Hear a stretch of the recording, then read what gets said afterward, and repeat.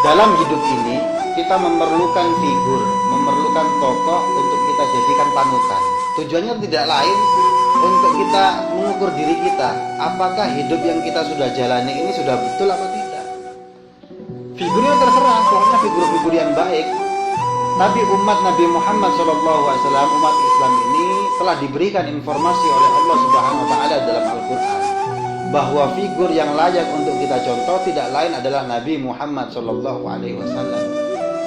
Allah Subhanahu Wa Taala memberikan informasi kepada kita. Allah berfirman, A'udzubillahi minasyaitonirrajim, laqad kana lakum fi rasulillahi uswatun hasanah liman kana yarjullaha wal yawmal akhir wa dzakarallaha katsira. Sungguh telah ada pada diri Rasulullah SAW itu suri teladan, uswah hasanah yang perlu untuk kita contoh, yang perlu untuk kita jadikan pedoman untuk memengaruhi kehidupan ini. Jadi sudah dikasih contoh yang layak untuk kita tiru adalah Nabi Muhammad SAW. Ma'asyiral muslimin, bapak-bapak, ibu-ibu yang dirahmati Allah. Dalam ayat lain surat Ali Imran, Allah Subhanahu Wa Taala berfirman, Qul in kuntum tuhibbunallaha fattabi'uni yuhibbukumullah wa yaghfir lakum dzunubakum wallahu ghafurur rahim. Allah memerintahkan kepada Nabi Muhammad, katakan wahai Nabi Muhammad kepada umatmu, wahai umatku, jika kamu cinta kepada Allah, maka buktikan dengan satu hal saja. Apa itu? Fattabi'uni. Ikuti aku, ikuti Rasulullah maksudnya. Fattabi'uni, semua saran-saran saya, semua perintah-perintah saya lakukan wahai umatku. Kalau kamu sudah mengikuti Rasulullah, sudah ittiba'us sunnah, sudah mengikuti sunnah Rasulullah SAW, yuhibbukumullah, biarkan Allah yang mencintai kalian. Nah, ini gak perlu ngaku-ngaku cinta kepada Allah, lakukan sunnah, Allah yang mencintai kita. Nah, kalau sudah Allah mencintai kita, wa yaghfir lakum dzunubakum, maka otomatis Allah Subhanahu Wa Taala akan memaafkan dosa-dosa kita. Ma'asyiral muslimin, dalam kitab Risalah Nur Al-Lama'at karya ulama besar dari Turki, Syekh Badiu'uzzaman Said Nursi, ketika menjelaskan tentang ayat ini, beliau menjelaskan tentang analogi ayat ini. Beliau memberikan contoh, kalau ada matahari berarti nanti akan ada siang. Kalau ada siang itu karena ada matahari. Nah, sama dengan ayat ini tersebut. Kalau kamu ittiba kepada Rasulullah, ittiba'us sunnah, melakukan perintah-perintah Rasulullah SAW, maka kamu akan dicintai oleh Allah. Kalau kamu ingin dicintai sama Allah, dicintai oleh Allah Ta'ala, maka ikuti Rasulullah, ittiba kepada Rasulullah SAW. Nah, ini sunnah-sunnah yang mana yang harus kita ikuti? Ya banyak sekali sunnah-sunnah Rasulullah. Misalkan ketika Rasulullah SAW hijrah pertama kali dari Mekah ke Madinah, ketika tiba di Madinah, Rasulullah SAW bersabda kepada orang-orang di sana, ya Yohanes, wahai manusia-manusia, lakukan 4 hal. Apa itu? Afsus salam, wa imut ta'am, wasillu al-arham, wasallu billaili wan nasu niyam, tadkhulu al-jannata bisalamin. Wahai manusia, lakukan 4 hal. Apa itu? Yang pertama, afsus salam, sebarkan salam. Menyebarkan salam ini kan mudah secara teori, cuma modal ahbab, modal mulut mengucapkan assalamualaikum. Nah, kalau kita nanti pulang dari majelis ini, tiba di rumah, masuk ke rumah, kita salam, assalamualaikum. Pertama, niatnya ini adalah doa, karena salam itu doa. Assalamualaikum wahai keluargaku, semoga kamu selamat. Warahmatullahi wabarakatuh, semoga mendapat rahmat kasih sayang Allah dan mendapatkan barokah dari Allah. Niatnya satu doa, ditambah lagi niatnya apa? Saya salam ini mengikuti kanjeng Nabi, karena Nabi bilang afsus salam, sebarkan salam. Niatkan untuk saya mengikuti kanjeng Nabi. Tujuannya apa? Ittiba kepada Nabi. Ini luar biasa kalau kita punya niatan mengikut kanjeng Nabi, yuhibbukumullah, Allah akan mencintai kita dan dosa-dosa kita diampuni. Diartikan yang lebih luas lagi, afsus salam, sebarkan kedamaian. Salam kan bisa diartikan gitu. Artinya apa? Jangan bikin kisruh sama tetangga yang baik, jangan bikin masalah. Sebarkan kebaikan-kebaikan, sebarkan salam. Yang kedua, wa'imut ta'am, berikan makanan kepada orang-orang yang membutuhkan. Sedekah itu sudah baik. Namun ma'asyiral muslimin, kalau kita sedekah, niatnya tambah satu lagi. Apa itu? Saya sedekah, memberikan makanan kepada orang-orang yang membutuhkan ini. saya niatnya ittiba'us sunnah, ngikuti kanjeng Nabi, karena Nabi bersabda, "Atwa'imut ta'am," berikan makanan kepada orang-orang yang membutuhkan. Ini hanya sederhana, berikan makanan sedekah, tapi efeknya luar biasa. Apa? Yuhibbukumullah, Allah akan mencintai kita dan dosa-dosa kita diampuni. Wa'imut ta'am, berikan makanan, diartikan yang lebih luas lagi, jadilah kamu entrepreneur. Kok bisa kayak gitu? Karena dengan kamu menjadi entrepreneur, kamu membuka lapangan pekerjaan, yang mana di lapangan pekerjaan yang kamu buat ini orang-orang cari makan di sana, cari nafkah di sana untuk keluarganya. Itu lebih sip lagi tuh, wa'imut ta'am. Jangan sekedar membuka usaha, ya itu sudah bagus, tapi niatnya kalau ditambah satu lagi, saya buka usaha ini tujuannya adalah ngikuti Nabi.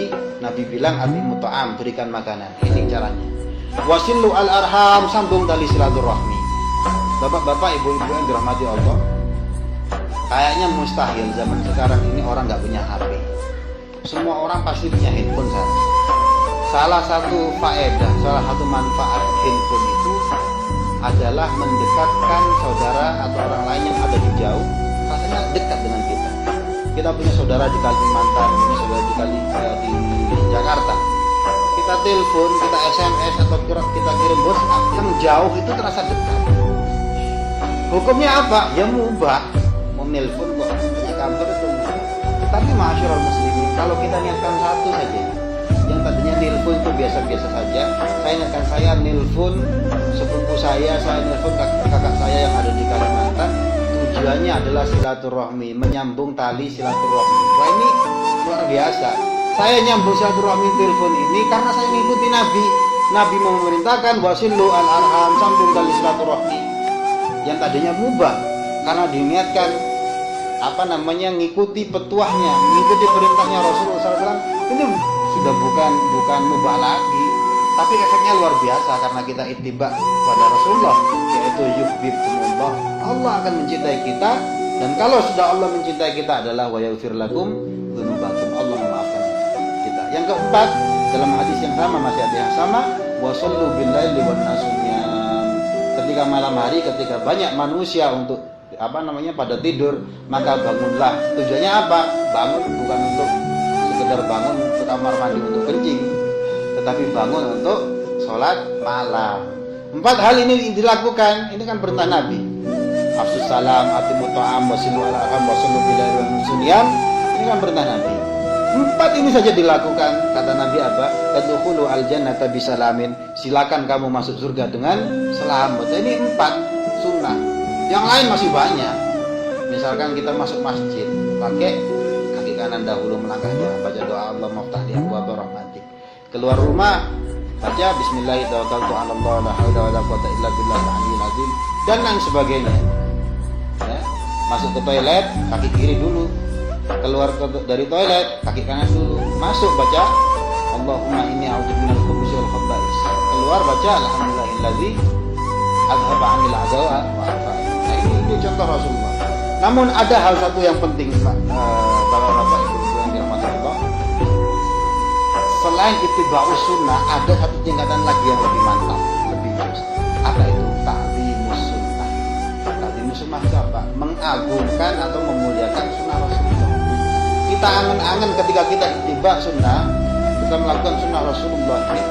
Kita angen-angen, kita pahami, kita hadirkan hati kita bahwa yang saya lakukan ini adalah perbuatan Nabi Muhammad SAW 1400 tahun yang lalu. Misalnya apa? Kita masuk masjid, contohnya yang ringan-ringan saja. Kita masuk masjid, pakai kaki kanan. Nah, sunnahnya seperti itu. Ini sudah ittiba'us sunnah, ngikuti sunnah Rasulullah. Tapi selayaknya ketika kita melangkahkan kaki, kita angen-angen kekasihku 14 abad tahun yang lalu, kalau masuk masjid seperti ini loh, hadirkan hati. Masuk ke dalam toilet, pakai kaki kiri dulu, itu sudah ittiba'us sunnah, ngikuti kanjeng Nabi, ngikuti Rasulullah. Tapi di situ ada ta'zimus sunnah, memuliakan sunnah, diangen-angen, hatinya dihadirkan ketika mau masuk toilet dulu. Kekasihku Nabi Muhammad SAW 14 abad yang lalu, kalau masuk toilet seperti ini loh, ditakdimkan bahwa yang kita lakukan ini adalah perbuatannya Rasulullah SAW. Tujuannya apa untuk ta'zimus sunnah ini? Tujuannya adalah mahabbah kepada Rasulullah SAW. rasa cinta kita kepada Nabi Muhammad ini makin bertambah, makin luas. Kenapa? Ini sangat penting bapak-bapak, ibu-ibu yang rahmati Allah. Banyak dari kita ngaku cinta kepada Rasulullah, tapi sama Rasulullah aja nggak kenal. Bagaimana mau mengatakan apa cinta kepada Rasulullah? Ini saya mau cerita dulu tentang sahabat-sahabat, tentang pentingnya cinta kepada Rasulullah SAW. Ini cerita, katanya orang Jawa itu sak cerit pokok roto, cuma sedikit tapi rata. Kita mau cerita saja. Pertama ceritanya Abu Bakar As-Siddiq radhiyallahu anhu. Ketika Nabi Muhammad belum diutus menjadi Rasulullah, belum diutus menjadi Nabi, Abu Bakar As-Siddiq masih remaja ini berdagang ke negeri Yaman. Ketika di Yaman, beliau mimpi matahari dan bulan ini datang ke pangkuannya, kemudian masuk ke dadanya. Riwayat lain mengatakan menjadi selendangnya. Mimpi ini begitu membuat dia terpesona. Akhirnya Abu Bakar As-Siddiq menemui seorang pendeta yang ada di kota Yaman. Jadi pendeta itu menerangkan mimpinya dan ditanya, maksudnya apa ini? Maksudnya apa mimpi ini? Pendeta itu malah banyak tanya ke Abu Bakar As-Siddiq, kamu dari mana? Dari Mekah. Dari Bani apa? Saya dari Bani Hashim bukan? Bukan, saya dari Bani Tayyib. Oh. Apakah di Mekah sudah ada orang yang mengaku sebagai Nabi? Belum ada. Oh. Banyak tanya. Akhirnya Abu Bakar penasaran, kenapa kok kamu tanya seperti itu? Karena menurut informasi dari kitab-kitab kami, karena yang ditanya ini adalah ahlul kitab, pada tahun-tahun ini, pada zaman ini akan muncul seorang nabi dari kota Mekah. Dia dari Bani Habsyi, dia dari seorang yatim piatu. Dia akan mengaku sebagai nabi. Zamannya sudah dekat. Nah sekarang kamu datang ke sini, makanya saya tanya hal tersebut. Oh kan, setelah diberikan informasi Abu Bakar Siddiq, orang tersebut belum ada, ya sudah. Tapi ma'asyiral muslimin, pendeta ini melihat hal lain. Dia meminta ke Abu Bakar As-Siddiq, Abu Bakar As-Siddiq, coba kamu buka perutmu. Loh, kenapa kok kamu nyuruh saya buka perut gitu? Ya saya nggak mau dong. Kecuali kamu memberitahu saya sebab kenapa saya harus membuka perut. Saya begini, wahai Abu Bakar As-Siddiq, saya nanti Nabi terakhir ini akan mempunyai seorang sahabat. Dan salah satunya sahabat tersebut ciri-cirinya saya lihat ada di kamu, kecuali satu yang belum saya lihat ciri-cirinya, itu ada di perut. Makanya sebab itu saya ingin kamu buka perutnya. Nah, setelah dibuka ternyata betul tanda tersebut ada pada diri Abu Bakar As-Siddiq radhiyallahu anhu. Nanti kamu akan menjadi sahabat kepercayaan, salah satu sahabat terdekat dari Nabi yang akan muncul.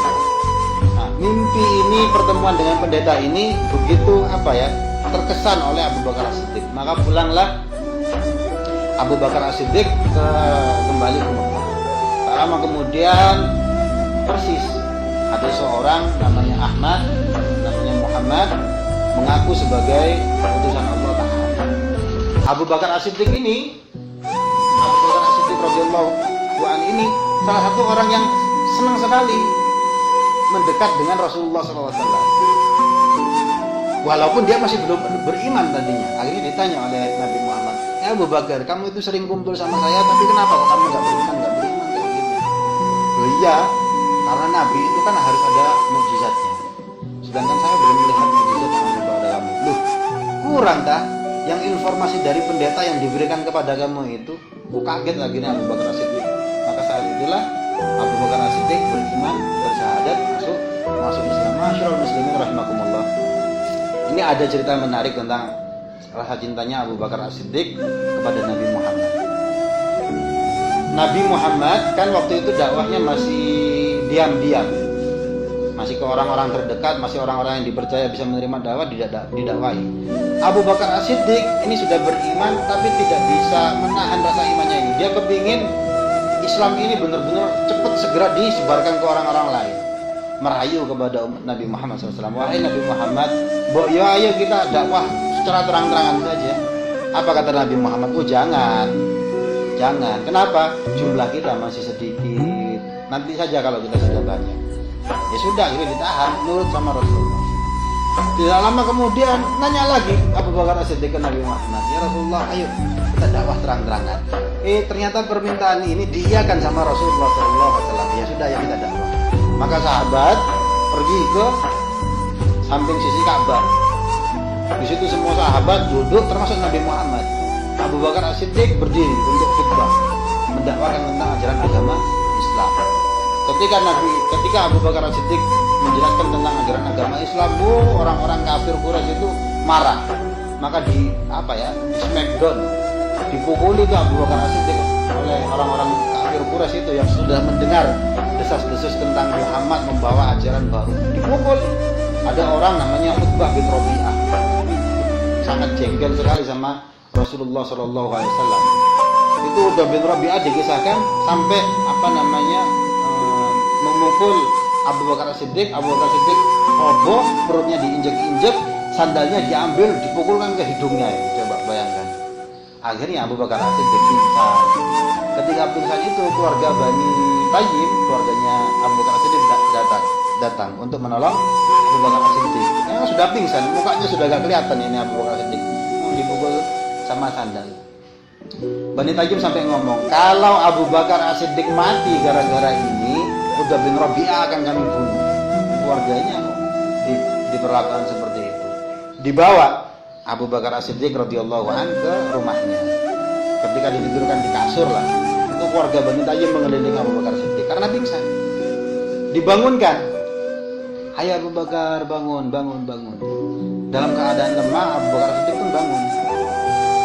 Dia bangun dan dengan lirik dia malah berkata seperti ini. Ma fa'alan Nabi. Kalau bahasa kitanya, bagaimana kabarnya Nabi? Apa yang dilakukan oleh Abu Bakar As-Siddiq kok bangun-bangun sudah malah tanyakan tentang Rasulullah SAW. Keluarganya mendengar itu malah jengkel. Kamu itu dipukul gara-gara si Muhammad itu. Sekarang kamu pingsan dipukul seperti ini. Begitu sadar malah tanya tentang dia. Buyar semuanya, akhirnya pergi. Tinggal ibunya seorang, namanya Ummul Khair. Pingsan lagi. Begitu sadar, Abu Bakar As-Siddiq tanya lagi, ma fa'alan Nabi ya Umi, wahai ibuku, bagaimana kabarnya Rasulullah SAW? Ibunya nggak kenal. Nabimu itu sopo, nabimu itu siapa? Nggak kenal. Itu sadar. Akhirnya ketika sadar lagi tanya, nggak kenal. Akhirnya dia minta Abu Bakar As-Siddiq, wahai ibuku, coba kamu datang ke Fatimah bin Khattab, adiknya Umar bin Khattab. Karena kenapa? Adiknya Umar bin Khattab ini sudah masuk Islam, dikenal juga dengan Ummul Jamil. Cuma kalau membaca sejarah, hati-hati, yang namanya Ummul Jamil itu ada dua. Ummul Jamil itu pertama Fatimah bin Khattab, yang kedua Ummul Jamil istrinya Abu Lahab. Dan ini saya ceritakan Ummul Jamil yang baik, orang Islam ini. Tanya, wahai ibuku, kamu datang ke Ummul Jamil, tanyakan keadaan Rasulullah. Cuma ibunya saya pesankan, ketika nanti kamu tanya ke Ummul Jamil, dia akan ngaku gak kenal sama Muhammad. Akhirnya didatangi itu Ummul Jamil sama Ummul Khair. Ummul Khair ibunya Abu Bakar As-Siddiq. Setelah salam dan lain sebagainya, ibunya menjelaskan tentang keadaan Abu Bakar As-Siddiq radhiyallahu anhu. Apa yang dijawab? Iya, saya gak kenal. Nabi Muhammad itu apa gak kenal? Kalau gitu ayo kamu ikut saya. Ummul Jamil diajak sama Ummul Khair untuk menemui Abu Bakar As-Siddiq. Begitu ketemu sama Abu Bakar As-Siddiq, Ummul Jamil ini teriak. Kenapa? Karena gak tega melihat kondisi keadaan Abu Bakar As-Siddiq yang parahnya sedemikian rupa. Maka ditanyalah Ummul Jamil ini oleh Abu Bakar As-Siddiq. Ummul Jamil, ma fa'alan Nabi? Bagaimana yang kabarnya Nabi? Apa yang dilakukan Nabi sekarang? Dijawab oleh Ummul Jamil, Abu Bakar As-Siddiq, kamu tenang saja. Solihun salimun, dia dalam keadaan sehat, dalam keadaan aman. Di mana dia sekarang? Di Darul Arqam, rumahnya Pak Arqam. Mendengar jawaban dari Ummul Jamil ini, Abu Bakar As-Siddiq bukannya malah tenang, malah galau. Loh, kok malah galau? Dia malah bersumpah, demi Allah saya tidak akan makan, tidak akan minum kecuali saya menemui langsung Nabi Muhammad SAW. Wah, ini Ummul Khair ibunya malah bingung, anakku kok kayak gini, malah bersumpah kayak gini. Ya sudah, karena sudah bersumpah gak mau makan, gak mau minum, Abu Bakar As-Siddiq dibawa, dituntun sekuat tenaga oleh Ummul Khair menemui Nabi Muhammad SAW. Datang ke rumahnya dari Al-Qam. Assalamualaikum. seorang sahabat ngintip. Ini karena rumahnya Arqam ini, Darul Arqam ini markas umat Islam waktu dakwah Islam masih disembunyi. Kamu siapa? Saya Abu Bakar Siddiq sama Rasulullah SAW. Masuklah. Nah, di dalam rumahnya sahabat Arqam ini, Nabi Muhammad berkumpul bersama sahabat-sahabatnya. Nabi Muhammad SAW berdiri di depan Abu Bakar Siddiq. Maka datanglah. Belum sampai di depan Rasulullah, baru memandang Abu Bakar memandang Rasulullah. Gak lama kemudian langsung dipeluk. Nabi Muhammad dipeluk oleh Abu Bakar Siddiq. Ketika memeluk Nabi Muhammad, Abu Bakar Siddiq menangis sedemikian rupa. Kenapa? Karena lega. Kekasihku Nabi Muhammad dalam keadaan aman dan dia sekarang ada di pelukanku. Nabi Muhammad pun membalas memeluk Abu Bakar Siddiq, ikut menangis. Abu Bakar nangis, Nabi Muhammad menangis, berpelukan itu. Dan sahabat yang kumpul di situ ikut-ikutan menangis. Nah, jumlah sahabat saat itu masih 38 orang atau 39 orang. Umat Islam sedunia saat itu masih 38 atau 39 orang. Semuanya ikut nangis. Nah, itu sejarah umat Islam seluruh dunia nangis sama-sama, ya mungkin ya itu. Menangis setelah lega, Abu Bakar Siddiq bilang, wahai Rasulullah, wahai Nabi Muhammad, ini ibuku.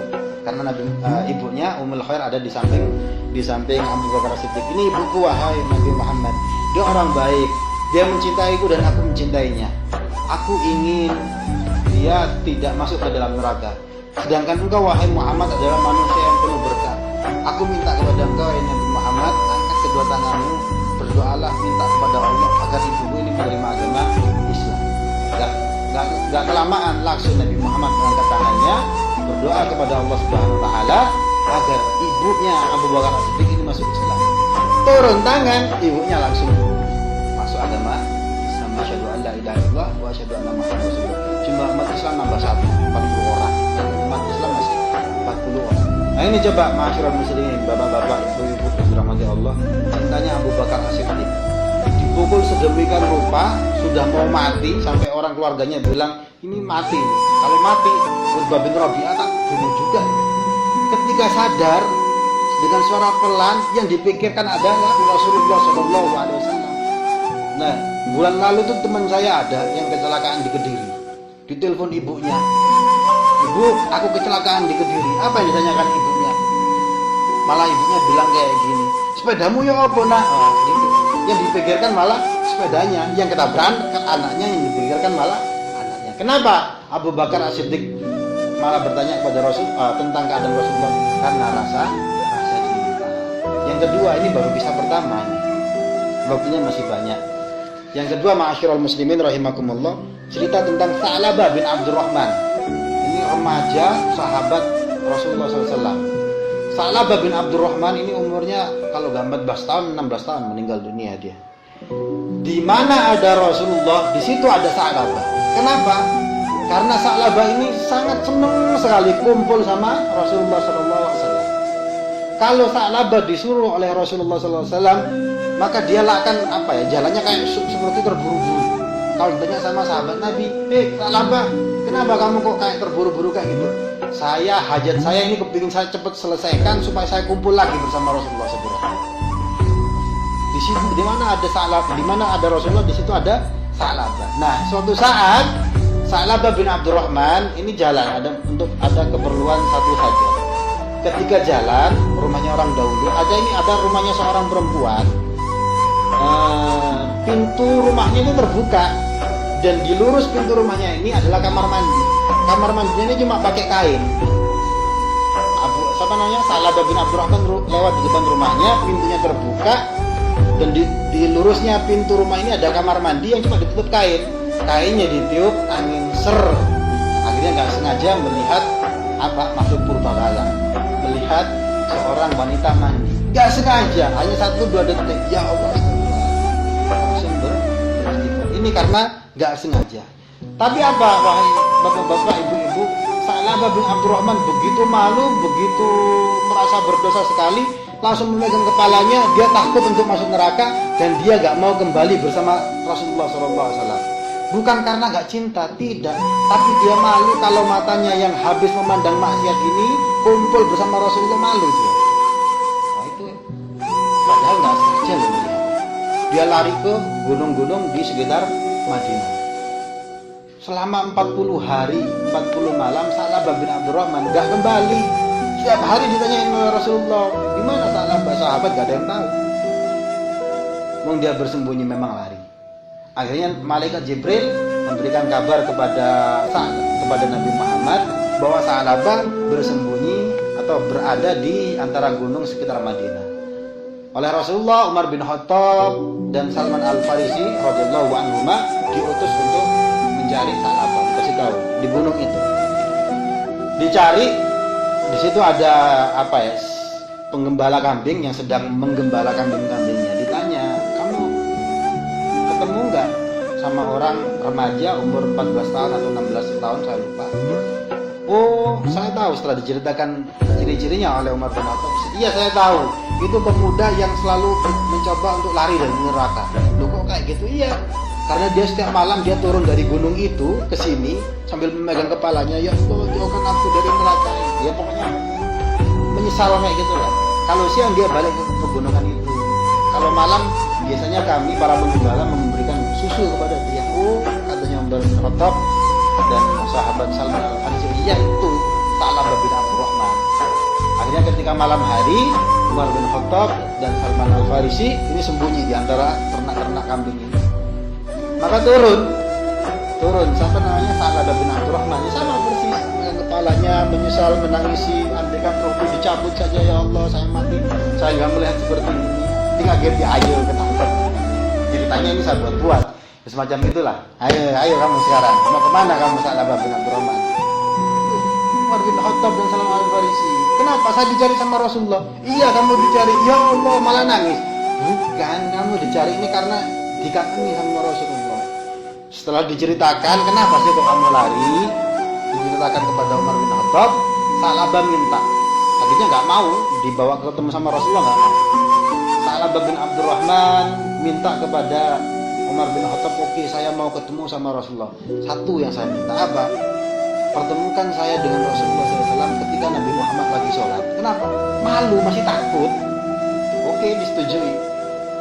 Masuk Madinah, masuk sholat berjamaah, Nabi Muhammad sholat, Sa'labah bin Abdurrahman dituntun oleh Umar bin Khattab dan Salman Al-Farisi.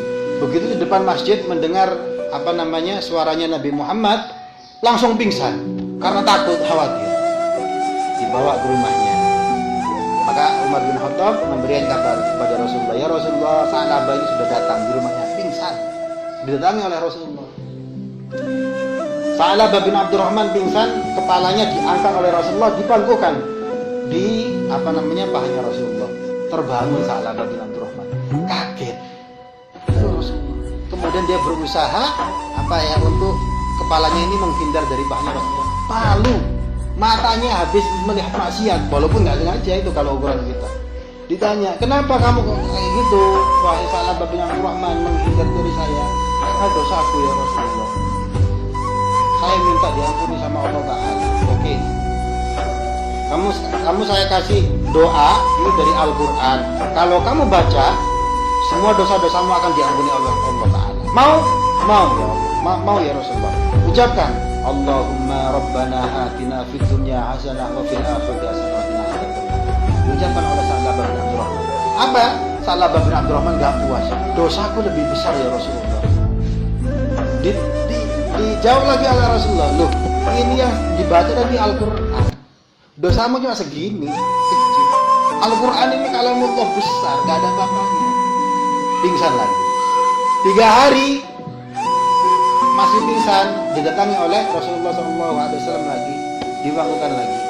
Akhirnya cerita, singkatnya Sa'labah cerita, ya Rasulullah, aku ini sekujur tubuhku, di tulang-tulangku, di kulit-kulitku merasa ada kayak semut-semut. Katanya Nabi Muhammad, oh ini ajalmu, sebentar lagi kamu akan meninggal. Dan betul, gak lama kemudian Sa'labah bin Abdurrahman meninggal dunia. Akhirnya diantar oleh para sahabat ke kuburan. Ketika mengantarkan ke kuburan, Rasulullah ini jalannya jinjit. Para sahabat itu heran, ini Nabi Muhammad kok jalannya jinjit seperti ini. Ketika balik ditanya oleh sahabat, Wahai Nabi Muhammad, ketika mengantarkan jenazahnya Sa'labah bin Abdurrahman, kenapa kok kami lihat engkau jalannya berjijit? Malaikat yang nganter itu terlalu banyak, sampai seolah-olah kaki saya itu gak bisa menginjak tanah. Sempit, merasa sempit. Nah ini cintanya Sa'labah bin Abdurrahman. Ada lagi cerita dari sahabat Zaid bin Dathinah. Zaid bin Dathinah ini diutus oleh Rasulullah SAW untuk menemui suatu kaum yang ngakunya masuk Islam. Zaid bin Dathinah sama beberapa sahabat disuruh ngajar ngaji di sana. Ternyata dibohongi, suku tersebut ternyata kurang ajar, hianat mereka. Rombongan tersebut dibunuh dan beberapa sahabat ditangkap, dijual untuk dijadikan budak. Salah satunya adalah sahabat Zaid bin Dathinah. Dijual sebagai budak, kemudian dihukum, dipukul sedemikian rupa di atas badan dia ditidurkan di padang pasir, baring di atasnya dikasih batu, dipukul sedemikian rupa. Akhirnya ditawarkan salah satu oleh orang-orang kafir, salah satunya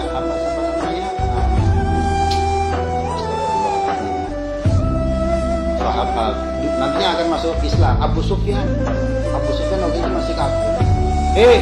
Kamu Zaid bin Dathinah, milih mana? Ini diisengi. Kamu tak siksa seperti ini atau sahabatmu Muhammad itu yang tak taruh di sini? Malah marah Zaid bin Dathinah itu. Demi Allah, aku kalau seandainya Nabi Muhammad tercocok duri saja, tersentuh jarum saja, itu aku nggak ridho. Kenapa? Lebih baik saya saja yang mengalami seperti ini duri. Apalagi hal macam ini nggak ridho. Apa katanya Abu Sufyan? Dia bilang kayak gini, saya ini sudah pergi ke Romawi, sudah pergi ke Persia. Ma ra'aitu ahadan minan nasi yuhibbu ahadan ka hubbi ashabi Muhammadin. Aku tuh gak pernah melihat seseorang mencintai orang lain seperti cintanya sahabat Muhammad kepada Nabi Muhammad. Gak pernah saya melihat cinta model kayak gini, gak pernah. Singkat cerita, akhirnya Zaid bin Dathinah dihukum mati, mau dipenggal karena gak mau murtad dari agama Islam. Ya, seperti di film-film, sebelum dibunuh ditanya, Zaid, kamu mau mati? Apa permintaan terakhirmu? Saya mau sholat 2 rakaat. Nah ini orang yang pertama kali sholat 2 rakaat sebelum dia mati, ya ini Zaid bin Dathinah. Akhirnya ditiru sampai sekarang itu. Ketika sudah selesai sholat 2 rakaat mau dibunuh, Zaid bin Dathinah berdoa kepada Allah, ya Allah, hari ini tidak ada satu orang pun yang dapat menyampaikan salamku kepada Rasulullah. Faballigh salami ya Rasulullah. Maka tolong ya Allah, aku minta sampaikan salamku kepada Rasulullah SAW. Dan di Madinah saat itu Nabi Muhammad lagi punya majelis dengan sahabat-sahabatnya. Disampaikan salamnya oleh Jibril, dan jawaban salam ini, Assalamualaikum ya Rasulullah, salamnya Zaid ini dijawab oleh Rasulullah SAW. Nah, dalam satu riwayat, ketika mau dihukum mati, jawaban salam untuk Zaid bin Dathinah dari Rasulullah ini didengar oleh orang-orang kafir yang ada di sekeliling Zaid bin Dathinah. Begitu cintanya sahabat Nabi kepada Rasulullah SAW. Ada lagi sebenarnya banyak, sahabat Bilal bin Rabah yang ketika meninggal dunia izin tidak mau mengumandangkan azan lagi. Kenapa? Karena gak kuat menyebut asyhadu anna Muhammad, ada nama kekasihnya, gak kuat. Nah ini ada banyak. Mereka cinta sama Rasulullah SAW, dan Rasulullah itu mencintai umatnya. Model-model kita ini dicintai sama Rasulullah SAW. Pertanyaannya, umatnya yang dicintai oleh Kanjeng Nabi ini cinta nggak sama Rasulullah? Rasulullah mau meninggal dunia, Rasulullah bilang apa? Umatku, jaga sholat. Yang diingat itu kita. Nah kita ngaku umatnya Nabi Muhammad, cinta nggak sama Nabi Muhammad? Bapak-bapak, ibu-ibu yang dirahmati Allah. Sebab itu ketika kita balik ke tadi ittiba'us sunnah, itu perlu adanya ta'zimus sunnah, memuliakan Nabi. Ketika kita melakukan sunnah apa saja, kita hayati betul, kita hadirkan hati kita bahwa yang kita lakukan ini adalah perilaku Rasulullah SAW. Nah, kita ini punya modal. Kenapa? Nabi Muhammad itu dulu pernah dawwaditu anilakitu ma'ikhwani. Aku kangen bertemu dengan saudara-saudaramu. Mendengar sahabat Nabi bilang kayak gitu, sahabat-sahabat bilang, "Awalaysa nahnu ikhwanuka ya Rasulullah, bukankah kami ini adalah saudara-saudaramu?" Oh bukan, lakin ikhwanil ladzi amanu bi walam yarawni. Yang saya maksud saudara-saudaraku itu adalah orang yang hidup jauh sebelum sesudah saya. Mereka nggak pernah melihat saya, tapi mereka beriman kepada saya, mengakui bahwa saya adalah utusan Allah. Saya kangen terhadap mereka. Bapak-bapak, ibu-ibu, kita punya modal. Saya dengan PD mengatakan itu yang dikangeni oleh Rasulullah, insya Allah adalah kita-kita yang berpolis. Rasulullah kangen sama kita yang beriman kepada Nabi Muhammad, padahal kita nggak mau, nggak pernah melihat Rasulullah SAW. Kita punya modal. Sebab itu sekali lagi hidupkan mahabbah kepada Rasulullah, rasa cinta kita kepada Rasulullah, salah satunya dengan ta'zimus sunnah tadi. Yang kita lakukan ini sunnah Rasulullah, sunnahnya Nabi, kita hayati. Ini adalah perilaku Rasulullah SAW. Rumusnya selama dunia akhirat itu satu. Ketika kita melakukan apa saja, kita bertanya kepada diri kita, cara Rasulullah melakukan itu piye? Kalau seandainya Rasulullah melakukan ini itu bagaimana caranya? Mau makan kita ingat, kalau Rasulullah mau makan seperti apa ya? Kalau Rasulullah mau menggunakan pakaian gimana ya? Mau bercermin bagaimana ya? Hal yang sepele saja, misalkan pakai cincin. Nah, ini orang nggak ada yang tahu kan, karena sudah nggak musimnya akik. Ini ada caranya. Rasulullah dalam hadis, Rasulullah itu pernah pakai cincin 4 jenis. Pertama emas, pernah dipakai dibuang. Katanya itu akhirnya haram untuk dipakai untuk laki-laki. Jadi laki-laki itu haram mengenakan cincin yang terbuat dari emas. Tetapi yang dimaksud laki-laki itu adalah yang membelikan emas untuk istrinya, itu laki-laki. Kalau beli emas untuk diri sendiri itu bukan laki-laki. Yang kedua, Rasulullah pernah memakai cincin aki warna hitam, batunya dari Habsyah. Habsyah itu Ethiopia sekarang. Yang ketiga, Rasulullah SAW pernah pakai cincin dari besi, kemudian Rasulullah dibuang, lebih jelek daripada api neraka katanya. Akhirnya hukum yang timbul dua. Ada ulama yang mengatakan pakai cincin yang bahannya dari besi itu makruh karena hadis tadi. Ada juga yang mengatakan oh enggak, boleh. Kenapa? Karena ada hadis lain. Ada seorang jomblo miskin mau kawin nggak punya modal. Akhirnya disuruh oleh Kanjeng Nabi untuk nikah walau bi khatamin min hadidin. Nikahlah kamu walau maharnya terbuat dari cincin besi. Jadi ada yang bilang makruh, ada yang bilang mubah. Yang keempat, Rasulullah pernah pakai cincin tulisannya Muhammad Rasulullah. Logonya isi sekarang itu contoh gambaran cincinnya Nabi Muhammad SAW. Tujuannya apa? Untuk kalau ngirim surat dijadikan stempel. Nah, ini dari Muhammad. Ini 4 cincinnya Rasulullah. Pakai di tangan mana? Kanan apa kiri? Dua-duanya hadisnya sahih. Pakai di jari mana? Di jentik. Nah, bukan di sini ya. Di sini. Cara makainya bagaimana? Cara makainya seperti ini. Rasulullah kalau pakai seperti ini. Nah, kalau kita angen-angen bahwa perilaku ini adalah perilaku atau perbuatan yang dilakukan oleh kekasihku 1400 tahun yang lalu. Lama-lama kita latih seperti itu, muncul rasa cinta, mahabbah kepada Rasulullah SAW. Nabi Muhammad mencintai kita, sahabat mencintai Nabi Muhammad. Pertanyaannya, umatnya Nabi Muhammad betul nggak sudah cinta sama Nabi Muhammad SAW? Nah, salah satu ciri kalau orang cinta sama Nabi Muhammad itu harus memperbanyak sholawat Nabi. Allahumma sholli ala sayyidina Muhammad. Kenapa? Barang siapa man ahabba syai'an aktsara dzikruh. Orang kalau sudah mencintai sesuatu, maka dia akan sering menyebut-nyebutnya. Kalau cinta sama Jokowi misalkan, sedikit-sedikit ngomongannya Jokowi. Kalau dia cinta sama makanan sate, sedikit-sedikit ngomong sate terus. Nah, kalau orang cinta sama Rasulullah, dia harus memperbanyak sholawat. Allahumma sholli ala sayyidina Muhammad, sama Nabi Muhammad sallallahu alaihi wasallam. Kalau kita sudah cinta, kata Nabi Muhammad sallallahu alaihi wasallam, almar'u ma'aman ahabba. Atau dalam riwayat lain, yuhsyarul mar'u ma'aman ahabba.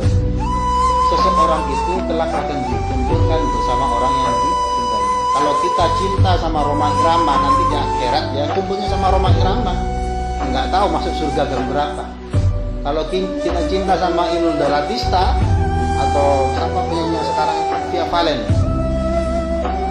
ya. Nah itu kalau cinta sama itu ya sudah, nanti di akhirat masuknya sama dia. Kita cintanya sama itu, nggak tahu masuk neraka atau masuk surga. Kalau surga pun nggak tahu nanti gang berapa. Tapi kalau kita cinta sama Nabi Muhammad SAW, berdasarkan hadis ini, almar'u ma'an man ahab, orang itu akan dikumpulkan bersama orang yang dicintainya, insya Allah.